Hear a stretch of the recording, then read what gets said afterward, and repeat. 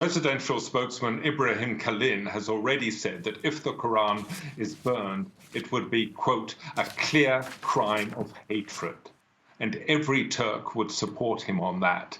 You know, this proposed burning of the Quran by a Swedish politician, I stress, not by Kurdish exiles in Stockholm, would be crass.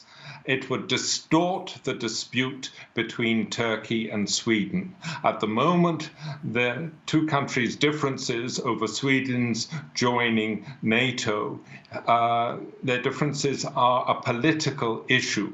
President Recep Tayyip Erdogan says he wants Sweden to extradite what he calls terrorists.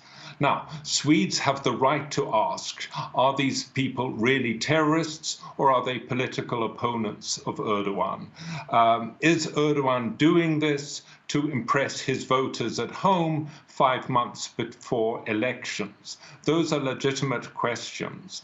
But if the Quran is burned, that will totally distort the dispute. It will become a Muslim versus Christian issue, which has nothing to do with Sweden's application to join NATO.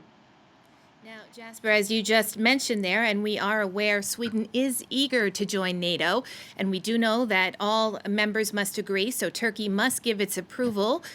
Can you update us now on how things stand between the two countries and Sweden's chances of joining NATO?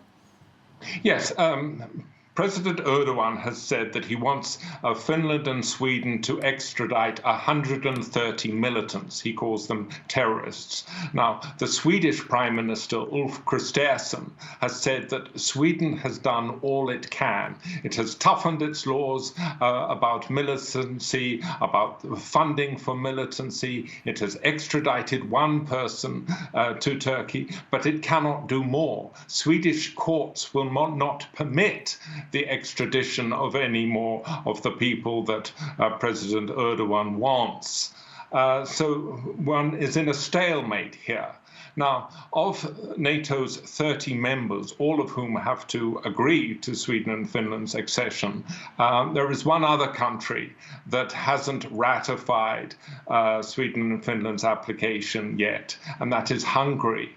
Once Hungary has done that, and it's expected to do it in the coming weeks, I think pressure will build on Turkey. You know, the Ukrainian war has become the centerpiece of of NATO security concerns at the moment.